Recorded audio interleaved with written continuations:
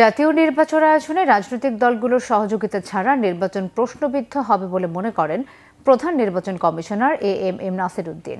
বৃহস্পতিবার আগারগাঁও নির্বাচন ভবনে রাজনৈতিক দলগুলোর সঙ্গে সংলাপের প্রথম দিনে তিনি এমন মন্তব্য করেন। নির্বাচনের লেভেল ফিল্ড তৈরি, কালো টাকা ও পেশিশক্তির প্রভাব ঠেকানো এবং প্রার্থীর অংশগ্রহণের জামানত কমানোর বিষয়ে সুপারিশ করে কয়েকটি দল। বিস্তারিত মামুন আবদুল্লাহর রিপোর্টে।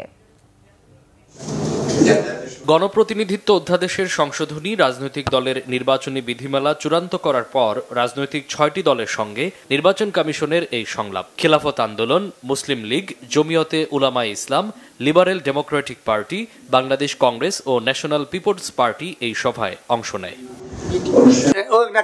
সংলাপের শুরুতেই নির্বাচন কমিশন সচিব দলগুলোকে তফসিল আগে পরে নির্বাচনী বিধি, দলগুলোর মধ্যে সম্প্রীতি ও অপপ্রচার রোধে করণীয় নিয়ে পরামর্শ চান।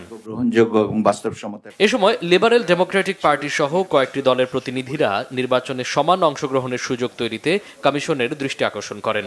সংলাপে অংশগ্রহণকারী দলের কেউ কেউ জামানত প্রচারণা নিয়ে নিজেদের চাওয়াও তুলে ধরেন। রেজিস্টার্ড দল তার নিজের প্রতীক ছাড়া জোটের প্রতীক ব্যবহার করতে পারবে না। আমি সংক্ষেপেই বলছি, আমি মনে করি এতে একটা বৈষম্যের সৃষ্টি হয়েছে।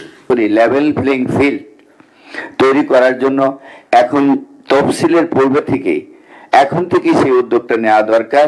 প্রভাবশালী দলসমূহ সেই বুথ দখল করবে এবং তারা ব্যালট বাক্স নিয়ে যাবে অথবা যে কোনো কায়দায় তা সেই ব্যালট বাক্সে তাদের ভোট স্থাপন করাবে। নির্বাচন কমিশনাররা বলেন, নির্বাচন ভালোভাবে না হলে দেশের অবস্থা ভালো থাকবে না।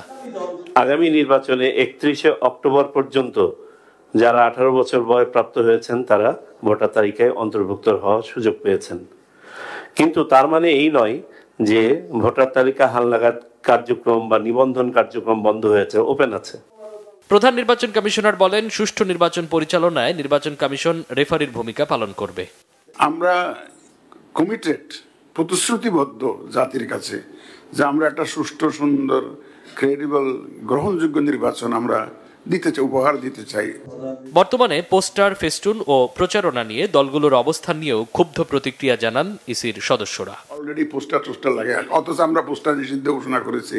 মামুন আবদুল্লাহ, বাংলা ভিশন, ঢাকা।